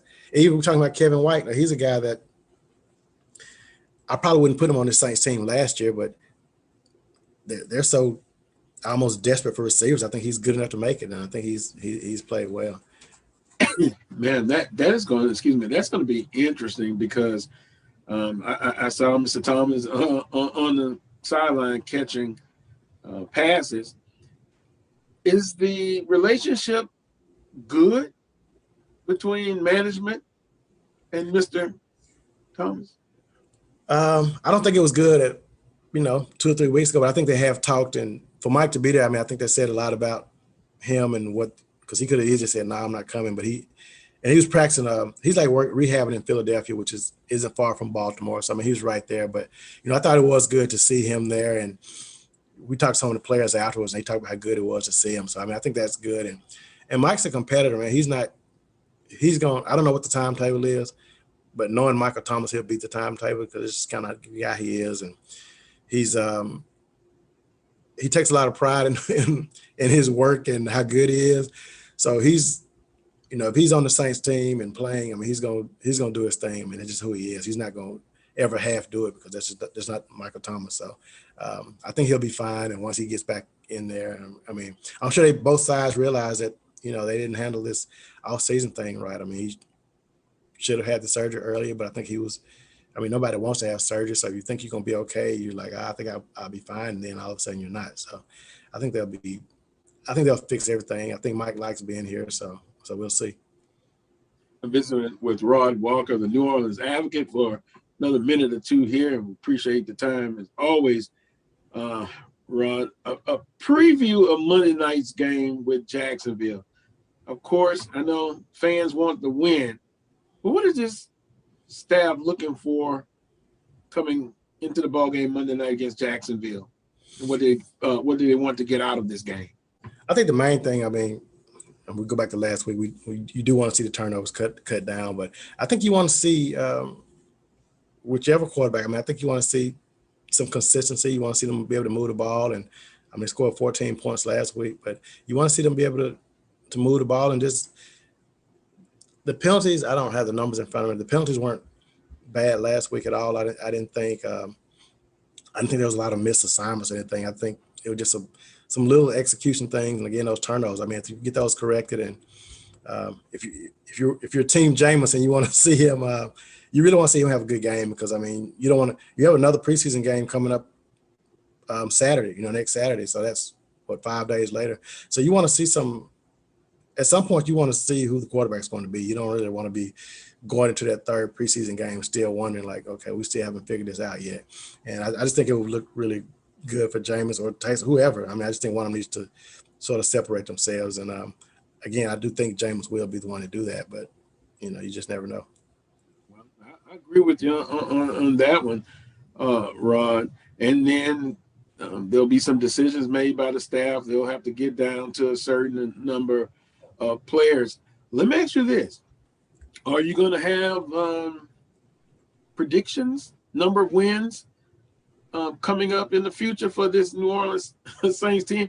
Yeah. I'm kind of interested what everyone is thinking about as far as the first year without Drew Brees. Where will they end up on the win category?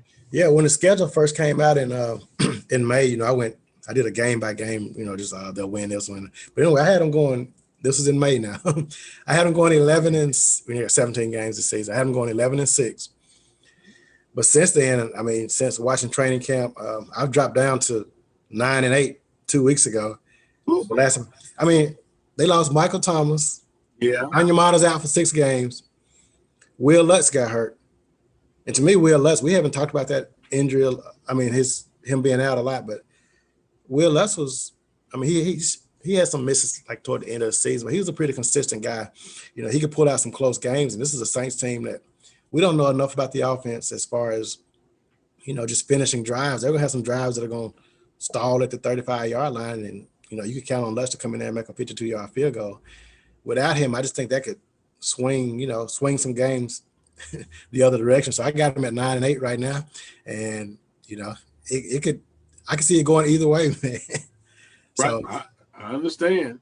But before the news about Thomas, I actually 11-6. Yeah. Now I'm going to based on what we know so far, I'm gonna drop it down 1 game. I dropped it down 2 games. Yeah, I dropped it from 11-6 to 9-8. So yeah. So we the same ball figure, and got to have some luck, no injuries. And with the variant, going on, and boy, you just never know. But basically, you don't want to have to forfeit any games. So one of my colleagues did Jeff Duncan he basically just polled all the media members who've been at practice and just asked them, like, what do you think the record was going to be? And I think 11-6 was probably the ceiling. I don't think anybody went higher than that. We had some people to go down as far as 7 the 17 game schedule throwing my mask off, 7-10. So it's kind of, we're all over the place. Nobody really knows. But I was in the middle, like at 9-8 for right now, and that could change. So, and we haven't really had any. Lutz's injury was it was like a core injury, like something, but they haven't really had a big injury in camp yet. Like nobody's got hurt or anything like that, or so. You got to knock on wood and hope that doesn't happen. But and we don't. Another thing is we don't really know how good this secondary is going to be. The corners. We know Marshawn's good. Ken Crawley's had an outstanding camp. Paulson Adebo's been really good. But then when you look at who they're going up against, they're not going up against Michael Thomas. They haven't really gone up against Traquan. They're going to get up against some receivers who are probably number 2, number 3 receiver, those kind of guys. So I don't know if we really know, because we don't really know how well they've been tested. Well, I'll say this. I think defense may have to carry this team all year. And, boy, if they can, force some turnovers and get an offensive short field to work with. And but I think the trigger person, the trigger man, the quarterback, he's like the point guard in basketball. My goodness, if I think your best option is Winston, but the defense may have to carry the load all year, and at least early on, because they open up a Green Bay, right? And so those first 4 or 5 games, it'll kind of give us an indication of maybe what we can look for. But it will be very interesting. The Green Bay game, we don't even know if Marshawn's going to be playing. He has his, he had the legal issue up in Cleveland with the arrest or whatever. So you may roll out there against Aaron Rodgers with Ken Crawley and Paulson Adebo playing cornerback, which you just don't know enough about them guys to see what they're going to do in that kind of environment. It's a whole lot different from training camp, and it's a whole lot different from preseason when you're going up against Aaron Rodgers. So, it's just too much unknown right now to know. Well, it'll be interesting to see how these first 4 or 5 games go in the season and then season overall. But I got you down 9-8, 10-7 for me.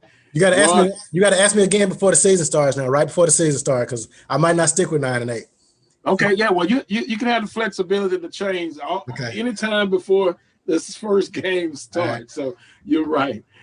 Rod, appreciate the time. It's great seeing you. Take care, man. Stay safe, and we'll talk again real soon. All right, anytime, man. All right, thank you. That was Rod Walker of the New Orleans Advocate and NOLA.com. I'm going to take a quick time out. When I return, I'll visit with A.D. Drew. We got an announcement coming up about a poll that we're going to participate in for you, the fans. So you're watching Coles Brown Show on the Black College Sports Network. I'll be right back. Thank you guys for what you do for HBCU athletics. This is a fantastic avenue for all of us. This is our ESPN, so we love what you guys do. Brian, AD, Roy, all you guys at BCSN. We really appreciate what it is that you guys do for us.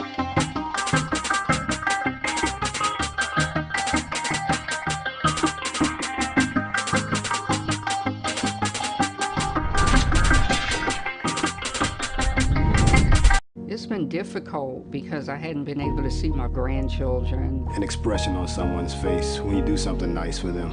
I miss all my friends in school. Visit GetVaccineAnswers.org so you can make an informed decision about COVID-19 vaccine.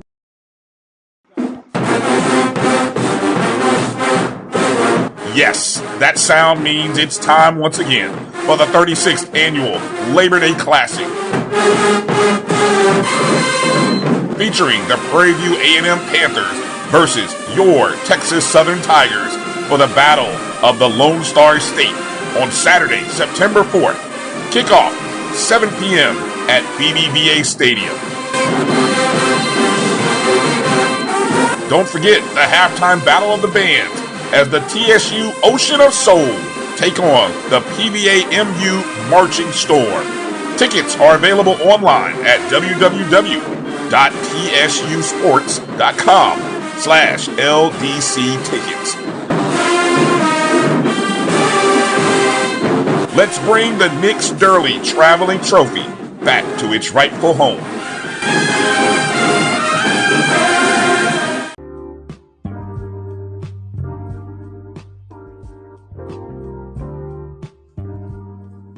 This is the BCSN Pod Zone, your place for the news, views, and conversations about all things related to HBCU athletics. Here are the BCSN SportsWrap, Dr. Cavill's Inside the HBCU Sports Lab, Knights of the Round Table, the pregame show, the Carlos Brown Show, the ONG Strike Zone, and more in one place. We are changing the way you consume HBCU sports, one broadcast at a time.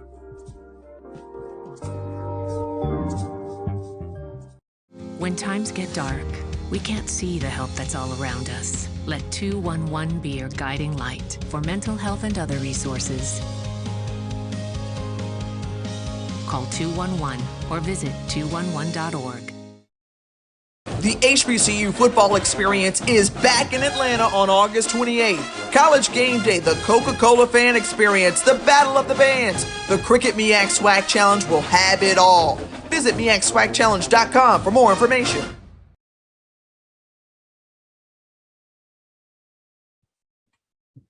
Welcome back to this final segment of the Carlos Brown Show. Watched and heard exclusively right here on the Black College Sports Network. I'm joined now by AD Drew of Black College Sports Network SportsWrap. AD, good afternoon to you, sir. Good afternoon, my brother. How you doing? I'm doing fine. I'm trying to stay out of this heat here in Baton Rouge. Got you. That's all we try to do. Before you and I get into our segment, got a couple more people I want to shout out. Sherman Miller, and I'm gonna let you figure this one out, Carlos. Says 1871 with some purple and gold hearts. You go figure that one out, Carlos. Good morning, sir, to you. And he is an Alcorn State alum. Yeah. Somehow they like me for some reason. They've had success. Charles Bishop, our Black College Sports Network's very own Charles Bishop, and of the pregame show, says, I believe. So I don't know if that's a shout out at me since I'm a FAMU alum, but just a shout out for his Jackson State faithful, just in general. Make sure you check out Charles Bishop and Neely. They will have a show this evening right here on the Black College Sports Network and on the pregame show Facebook page, as they'll be live there from Memorial Stadium on this particular evening, beginning around, I believe, at about 5 o'clock Central, 6 o'clock Eastern. I'm sure they got a lot of activities going on. A scrimmage, probably. If it's not going on at that time, it's probably they've already had it early in the day. But they'll be covering the merge, where the band members merge in. Okay. Well, I'll see Neely and Bishop real soon, in November at least, I know, when they come to Baton Rouge, Louisiana. Boy, AD, when those two institutions get together, it is something to see. I'll just leave it at that. There you go. Anything else? That was it for his comments? Yes, sir. Yes, sir. That was comments. And I also want to encourage everybody to like, share, and subscribe so that you know when we put out a show, not only when we put out a show, but when the Black College Sports Network puts out a show also. So like, share, subscribe to Carlos Brown Show on whatever platform you're on. Like, share, subscribe to Black College Sports Network, and download our new BCSN Pod Zone, available on all streaming platforms. Hashtag Team Black College Sports Network. It's good to be with the family. And speaking of the family, HBCU Pro Media Association, AD, we're coming out with a mid-major and a major poll for Black college football this season. Talk a little bit about that. Yeah, that poll will debut on this Monday right here on the Black College Sports Network on our HBCU Pro Sports Media Association show called Knights of the Round Table. That association is a cross-section of people who cover Black sports from throughout the nation. While your show is a little bit more SWAC-centered, Dr. Cavill is SWAC-centered from a business point of view. We've got the pregame show, which is a school-specific show, and we've got some other shows. This is a good cross-section of everybody who not only covers a specific school, but a specific conference or a specific region. And that show, we ran a few episodes of it back in the spring. We'll be bringing it back in the fall, starting on this Monday, right here at 7 p.m. Eastern, 6 p.m. Central on the Black College Sports Network. Eddie, for those who maybe will be tuning in for the first time, but those who have tuned in before, kind of let them know how the format of the show is going to go. It's kind of the old sports reporter show on ESPN with a little bit of cross of part of the interruption that's currently on the big boy network. There'll be 3 or 4 of us, and we'll sit down and we'll talk about whatever the hot topics are in the world of HBCU sports, athletic, and culture for that specific week. But as part of that, also as part of the association, we will have a weekly poll dedicated to football, as you said. Major, mid-major, large school, small school, whatever you want to acronym you want to use for it, we will have it come out, and it'll come out every Monday right there on the HBCU Pro Sports Media Association and the Knights of the Round Table show. Yeah, I went back and looked at some comments, and you're almost going to have a segment with Ask AD.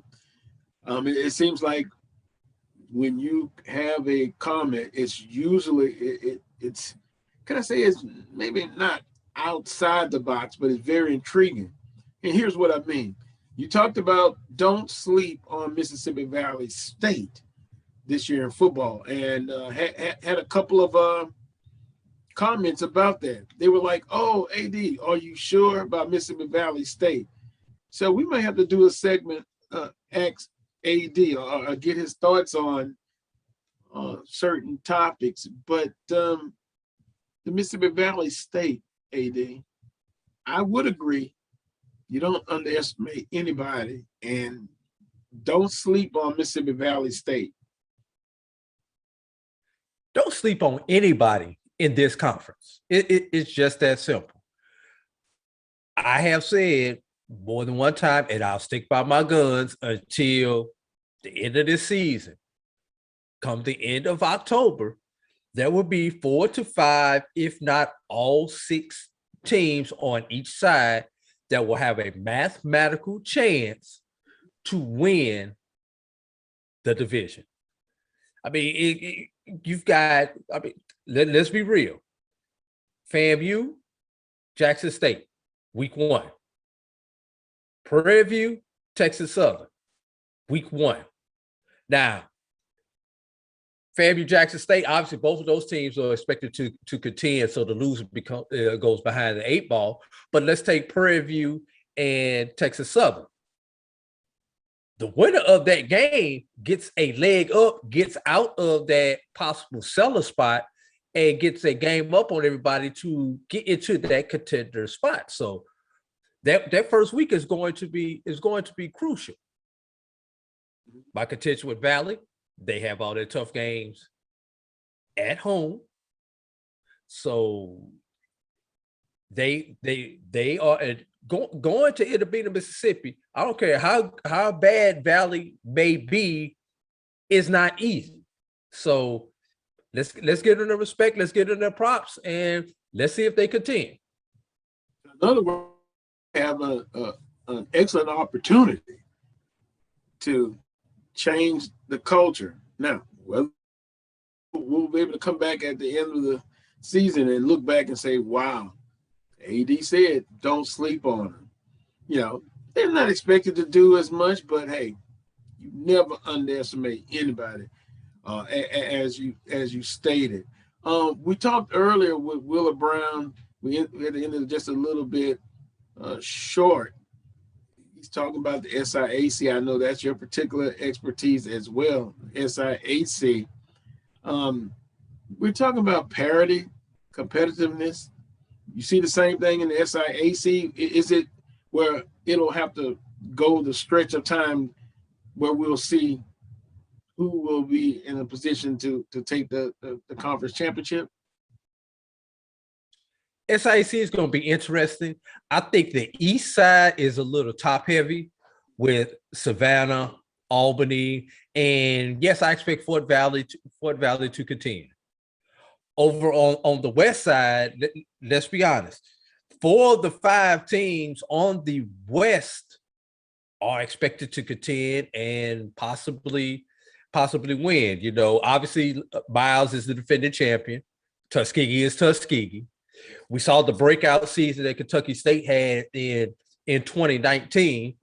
And I do expect Lane to put a little bit of fear in everyone this particular year. So that's 4 of your 5 teams on the West side. So not quite as much parity as you see in the SWAC.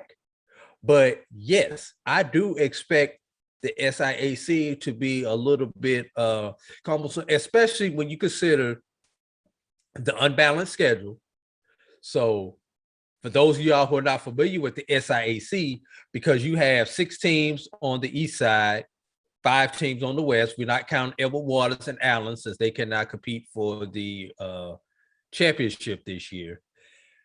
That means a crossover game that the west side plays against the east. It counts for the west team, but does not count for the east team. It always brings up interesting scenario and tie-break possibilities at the end of the season because of that. You know, I say if you're going to have unbalanced, do away with the divisions and just put teams on the schedule and just let them play, and your record is what your record is. When you get into this game counts for this Western team, but does not count for this Eastern team, it gets confusing to the fans, gets confusing to me as a member of the media.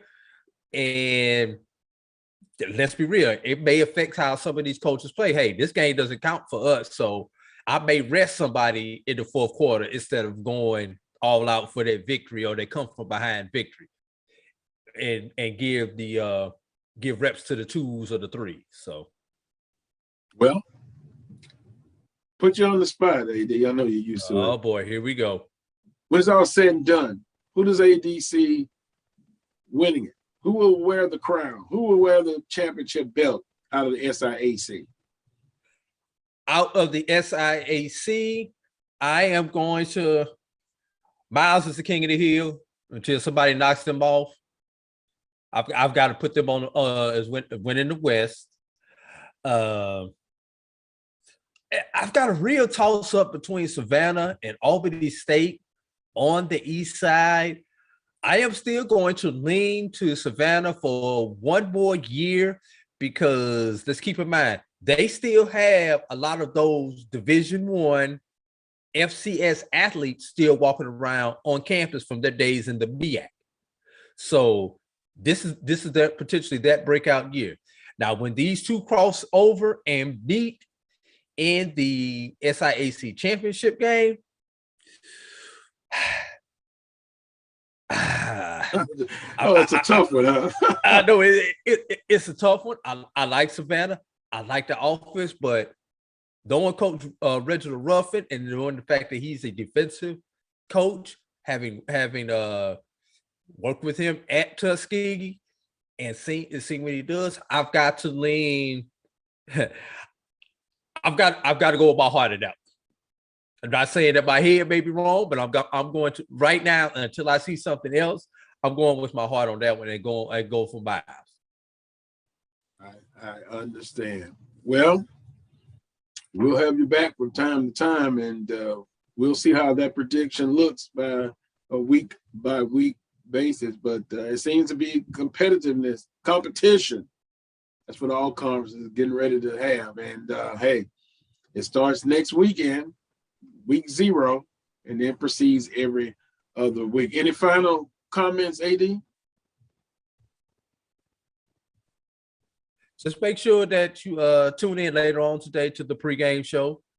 See what they got, what they have going on. Make sure you tune into the whole family of shows and podcasts that we have here on the Black College Sports Network. BJ Jones show will be coming up hopefully this week. Charles Edmonds announces his venture this week. So just tune in, like, subscribe, share. I'm gonna say it again: like, subscribe, share. Knights of the Round Table, and stay tuned for a special edition of BCSN SportsWrap coming out tomorrow evening, also with myself and my co-host Brian Fulford. On that note, want to appreciate everyone for watching. Again, remember, share the information, like, subscribe, and share. And we'll do it again next Saturday at 10 a.m. Central Standard Time, 11 a.m. Eastern Standard Time, the Coles Brown Show, exclusively right here on the Black College Sports Network. Until next time, as always, peace and God bless.